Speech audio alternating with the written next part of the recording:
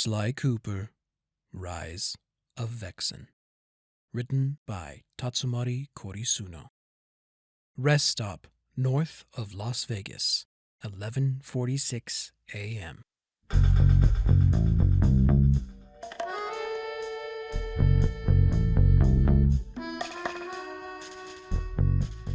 Before leaving, Bentley had packed up his tech, and that night, Vexen snuck back to the motel to ensure it was still safe to use. Unfortunately, Inspector Winthorpe had found it, questioning the manager and employees. Instead, the group drove to a secluded rest stop north of Las Vegas, where they could all sleep safely. Taking only a power nap, Vexen used Bentley's computer to identify the girls. Using an anonymous identity from Interpol, Vexen accessed the National Missing Person list. Within an hour, she found a couple of the girls' families, and once the rest had awoken, she found the families even faster after asking their names. Over the next 3 days, the gang ensured everyone was reunited. During the search, Ivan tended his wounds more carefully, stitching them up and bandaging them with basic medical supplies.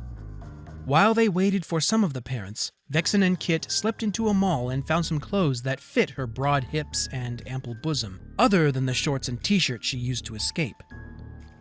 Murray brought a newspaper telling of Muggsy's arrest and Winthorpe's rescue of the 100-plus girls sent worldwide. Despite their efforts, neither Vexen nor Bentley could find Kit's parents. That can't be. 10 years isn't that long ago. My parents should still be alive. Kit said after Vexen had run the 12th identity sweep with her actual name, Catherine Martell. I don't know what to tell you, Kit, but nothing is coming up in the system, Vexen explained. She could sympathize with her wanting to find her parents, but with the sweeps finding nothing, even globally, Vexen's hopes dwindled. Don't worry, Kit. We'll find them, Bentley said, putting his robotic hand on Kit's shoulder, making her reveal a slight grin. She wanted to believe what they told her, but things didn't appear favorable. Murray tapped on Vexen's shoulder, waving her over to talk in private. I don't mean to bring this up at a bad time, but do you still want to go see Jake Windro? It's been a few days since I went to see her. I do, seriously, I do. But I want to find Kit's parents first. Vexen jumped when she felt Kit tap her shoulder. It's all right. I know you'll continue the search. But if you have something important to do, do it. Besides, you seem like a fun group. I'll be safer with you until we find them. If that's all right? Kit smiled nervously. Of course. I wouldn't rescue you only to abandon you, Vexen said in shock. Kit turned to check on the remaining girls as Vexen saw Bentley inspecting his time machine, hooking up another laptop and running a systems check. How's it look, Bentley? Will it work? Bentley typed in a few commands, then looked over a gaggle of machinery and wires sitting in the back of the van. It's a little backed up, but the programming is a bit wonky, but I'm sure we'll be able to get it up and running again. Go see Jake. We're okay here. Vexen sighed, unsure she'd be able to keep the promise of finding Kit's parents.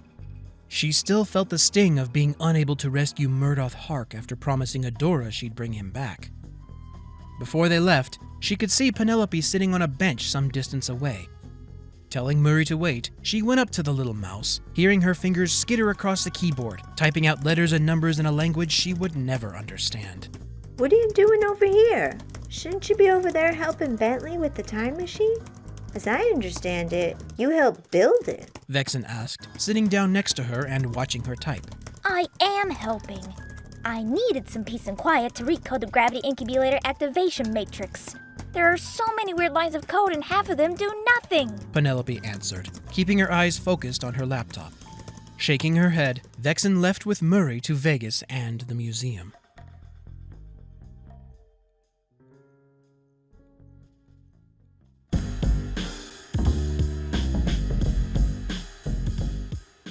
Welcome. Can I interest you in a tour? The receptionist said, smiling when she saw Murray again.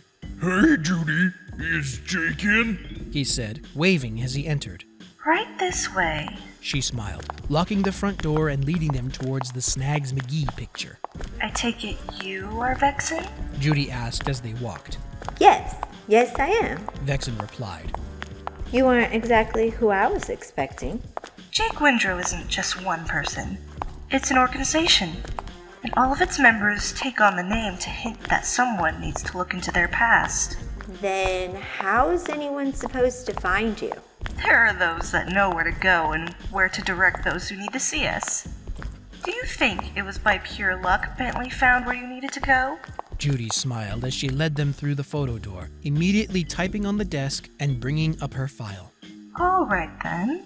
Vexen, former Interpol agent Carmelita Montoya Fox. You have quite the family history. One of only 4 that crosses paths with each other across time. Judy smiled, waving her to come behind the desk and see the screen. What do you mean? I'm a 4th-generation Interpol agent. Vexen exclaimed with a huff. The first 4 names she recognized, including her great-grandfather, Josue Fox.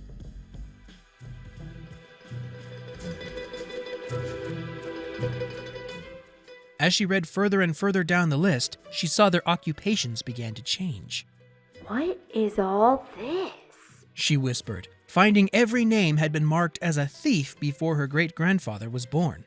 This is your family, Vexen. All your family members are here because of their pasts.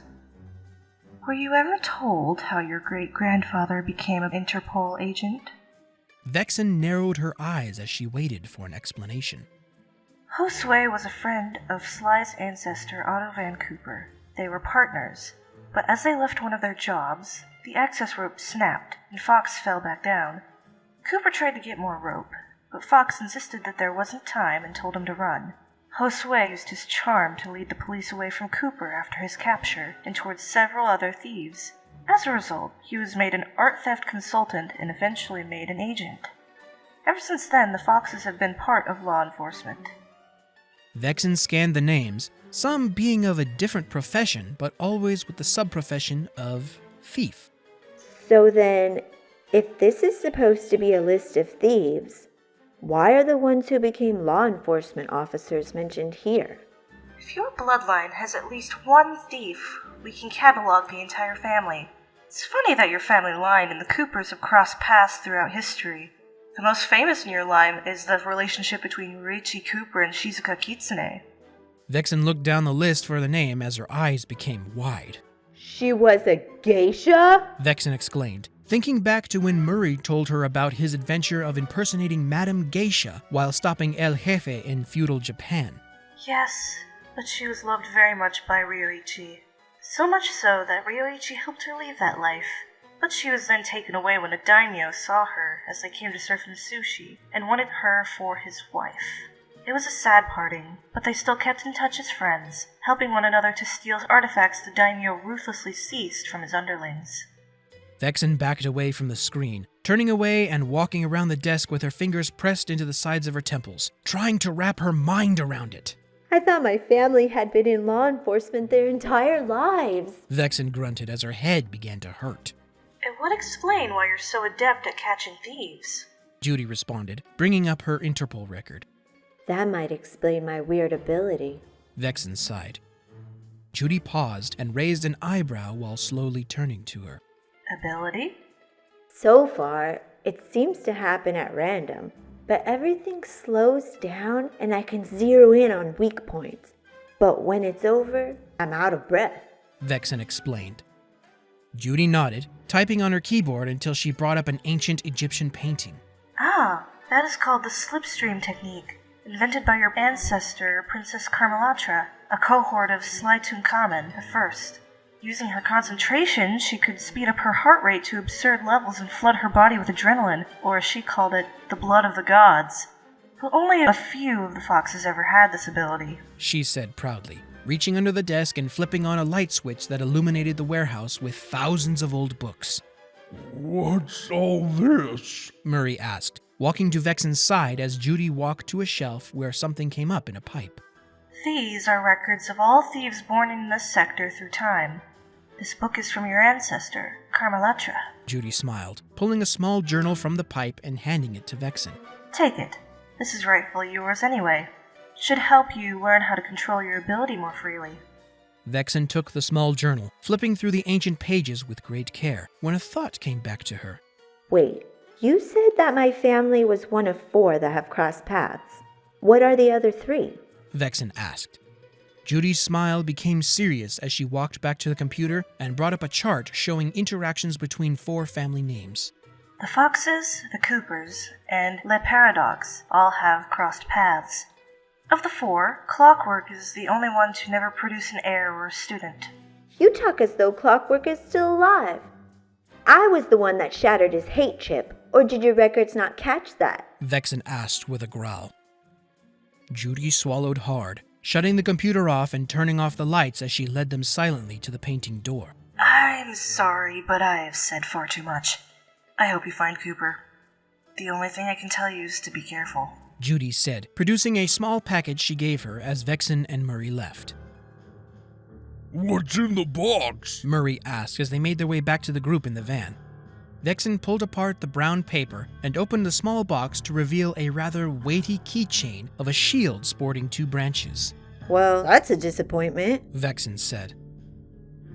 The rest of the trip remained silent until they arrived at the rest stop. What did you find out? Bentley asked, thoroughly impressed when Vexen relayed her family's history. I did get a pretty cool keychain out of it, Vexen said, holding it up for all of them to see. That is no ordinary keychain, Inspector. Ivan groaned. That is a message in a bottle. It's something I used once or twice before, allowing me to send a message to my allies in secret if it was too risky to talk in person, He explained, taking the keychain and pulling off the bottom half, revealing a USB connector. Bentley plugged it into his computer, and soon after, a message from Judy began playing. Vexen, if I got this to you, everything should be alright. I think the museum is bugged, so I'm recording this in the archive. A Doberman named Darius Hunter came looking for you soon after Murray left the first time. My records show that he and Clockwork are somehow linked.